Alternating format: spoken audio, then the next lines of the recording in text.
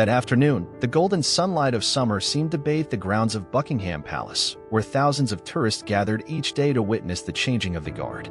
The atmosphere was warm and cheerful, filled with the laughter of families, travel groups, and couples. Alex, a boy about 7 years old, stood beside his mother, his eyes shining like the sunlight as he gazed at the soldiers standing silently in their distinctive red uniforms, tall black hats, and long staffs. "Look, Mommy, they're as tall as giants," Alex exclaimed, his voice full of excitement and wonder. His mother, Sarah, smiled gently and said, "Yes, darling. They're not just soldiers, they're the ones who protect the palace, safeguarding the history of this country."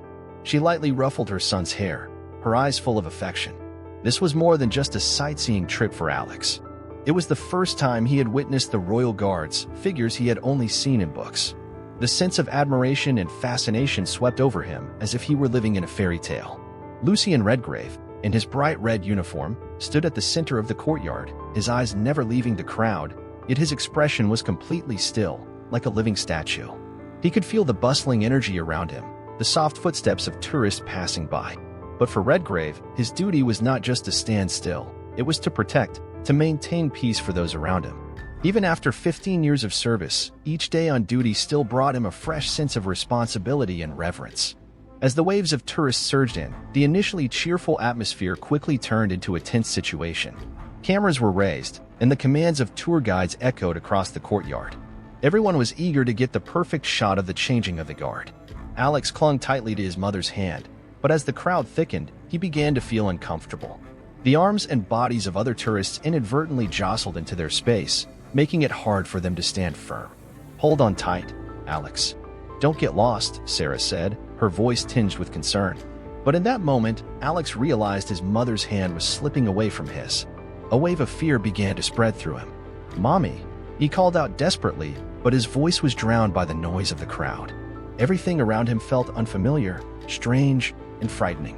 The situation grew more tense as the crowd began to push and shove, creating a powerful wave that swept Alex away. The hands of tourists bumped into him, pushing him farther from his mother. Alex's steps became futile as he struggled to retreat, but the crowd was too powerful. "Help me. Has anyone seen my son?" Sarah screamed, her voice filled with worry and desperation. She fought her way through the crowd, but everything was turning chaotic. Lucien Redgrave stood firm, but he couldn't ignore the instability of the situation. Things were unfolding too quickly, and he knew that his responsibility was more than just standing still. Although a royal guard, he always felt that his duty wasn't just about the ancient stone walls, but also about protecting the innocent people who came to witness history. When he saw Alex being pushed farther from his mother, Redgrave immediately realized that he couldn't just stand by. A dangerous situation was unfolding, and he needed to act to protect the child. With the calmness of a seasoned soldier, he scanned his surroundings and assessed the situation. He decided to step out of his position, knowing this meant breaking protocol. His decisive action caught the attention of nearby tourists, and they could sense a shift in the atmosphere. In the midst of the crowd, Alex felt as though he was being pushed farther away from his mother, each step he took forced back by the crowd. He tried to call out to her, but only heard the overwhelming noise of the crowd. The faces around him were strangers, and no one noticed the clear terror in his eyes. Alex's heart pounded faster as he realized he was truly lost. At that moment, a drunken man staggered into the scene, his breath reeking of alcohol. His eyes were blurry, his face clouded with confusion, but he continued to approach Alex. "Hey, kid, why are you standing here all alone?" the man slurred, his voice heavy with drunkenness. "Go away. I don't need your help," Alex shouted, his voice trembling with fear. The man didn't stop. "Don't worry, little one. I'll help you find your mom. Come on," he reached out, grabbing Alex's thin arm with rough fingers, tightening his grip. "Let go of me," Alex yelled, struggling to break free, but his small body couldn't overpower the drunken man's strength. Meanwhile, Redgrave remained still, his eyes trained on the boy. Though his posture did not change, his heightened senses alerted him to the danger. This was no ordinary scene. The boy was in danger, and he could not remain passive. "Get away from him, now," Redgrave commanded coldly, his eyes flashing like lightning, his face impassive despite the chaos around him. The drunken man looked at Redgrave, his face twisted in a drunken grin. "Who are you? Some third-rate soldier?"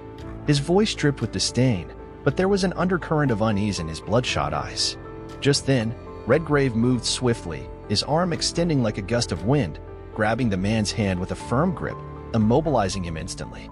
The drunken man froze, his eyes widening as he realized he couldn't break free from Redgrave's strength. "What the hell do you think you're doing?" he yelled, but there was no longer any confidence in his voice. He struggled to free himself, but it felt like being trapped in an invisible iron vise.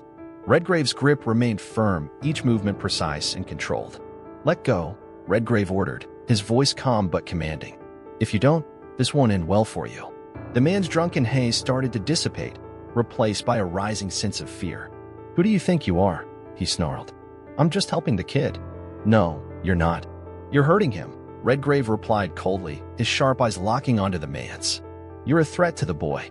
The tension in the air intensified, and tourists began to notice the situation.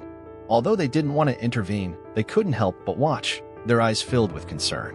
An elderly woman nervously glanced toward the royal guard, but hesitated to step forward. Phones were raised, but no one dared to act. The crowd fell silent, witnessing something unexpected. Once Redgrave had subdued the drunken man, a sense of peace slowly began to settle, though the tension was still palpable.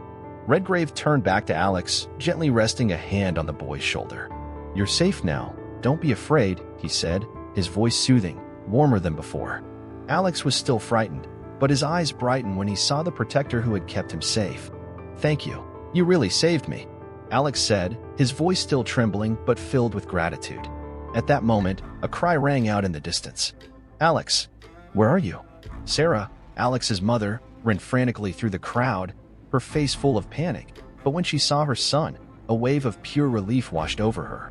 Alex spotted his mother and called out, "Mommy, I'm here." His voice was stronger now, full of hope. Sarah rushed toward her son, and as she drew near, she wrapped her arms around him in a tight embrace. "My love, I'm here," Sarah cried out in joy, holding Alex close. "I'm okay, Mommy," Alex sobbed, feeling the warmth and unconditional love from his mother. Redgrave stepped back, standing tall, his eyes scanning the situation. Though he could sense the joy and reassurance in Alex and Sarah's reunion, he knew his duty was far from over. He had protected Alex, but more importantly, he had ensured that the bond between mother and child was maintained. This story is not just about an act of bravery, but also about a profound message regarding the importance of courage, protection, and responsibility. In a world full of rules and norms, sometimes doing what's right means breaking those rules, stepping beyond personal limits to protect what truly matters. Redgrave, a royal guard, was not just a palace protector, he was a true guardian. He understood that his duty was not just to stand still, but to act when someone needed protection. While his actions sometimes may have broken protocol, to him, the safety and happiness of others were paramount. For Alex and Sarah, they learned that sometimes, protectors do not always follow every rule. They may be soldiers, but at their core, they possess an unseen strength, compassion, and true protection. This story serves as a reminder that sometimes, bravery and kindness can break down barriers, defy the rules we believe to be unbreakable. Guards like Redgrave are not just standing there like statues, they are real protectors, always ready to sacrifice to safeguard what truly matters. Alex and Sarah saw this firsthand in their emotional reunion. They didn't just thank Redgrave for his protection, but for the lessons he imparted: courage, loyalty, and the willingness to sacrifice for others. So what do you think of Redgrave's actions? Have you ever witnessed a moment when a small act changed someone's life? Share your thoughts and stories in the comments below. We'd love to hear from you and hope that this story has touched your heart. Don't forget to like and subscribe to our channel for more inspiring stories like this. Let's spread love and protection in every moment of life.